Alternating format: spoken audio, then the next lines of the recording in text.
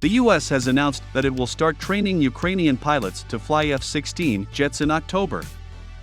Following English language training for pilots in September, F-16 flying training is expected to begin in October at Morris Air National Guard Base in Tucson, Arizona, facilitated by the Air National Guard's 162nd Wing, Pentagon spokesman Brig. Gen. Pat Ryder said at a press briefing. Although we do not have specific numbers to share at this time in regards to how many Ukrainians will participate in this training, we do anticipate it will include several pilots and dozens of maintainers. The officials said the pilots still need to go through English language training before they can begin learning to operate the fourth-generation American jets. The language classes will also take place in the U.S., at Lackland Air Force Base in San Antonio, Texas.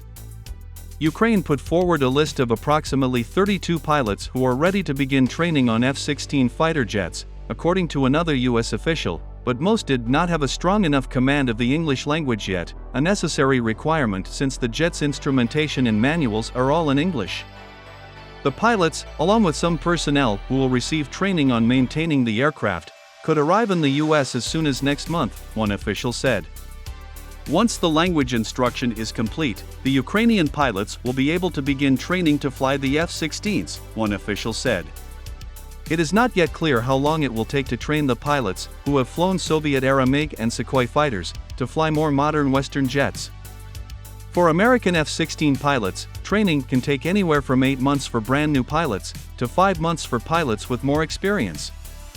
He also explained that the training will include a number of specific instructions, including fundamental skills like formation flying and basic fighter maneuvers, to combat maneuvering, tactical intercepts, suppression of enemy air defenses, and how to cope with G-force. All of that is in addition to the training for logistics and maintenance personnel. So training all of those maintainers on how to maintain this aircraft so that it can stay in the air, training the ground support, air traffic controllers, the fuelers, the communications associated with that, all of that is entailed in maintaining this platform. The US decided to preemptively arrange training for Ukrainian pilots on the F-16 fighter jets after recognizing that training in Europe would eventually reach capacity. Morris Air National Guard Base hosted 2 Ukrainian fighter pilots in March to evaluate how fast they can learn to fly the F-16, a program which showed the Ukrainian pilots demonstrated above-average abilities in several different areas. The base is also home to the 162nd Wing, a part of the Arizona Air National Guard whose mission is to train international partners on the F-16. The unit has trained pilots from 25 different countries to fly the fourth-generation jet. Earlier, Denmark and the Netherlands, the 2 countries leading the coalition to train Ukrainians to fly and operate F-16 fighter jets, committed to send aircraft to Ukraine. Denmark pledged to send 19 F-16 fighter jets to Ukraine over the next several years.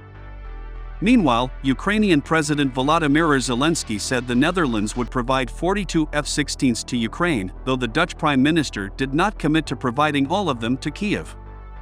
The spokesman for Ukraine's Air Force said F-16s can change the course of events and allow Kiev to achieve air superiority in the occupied territories.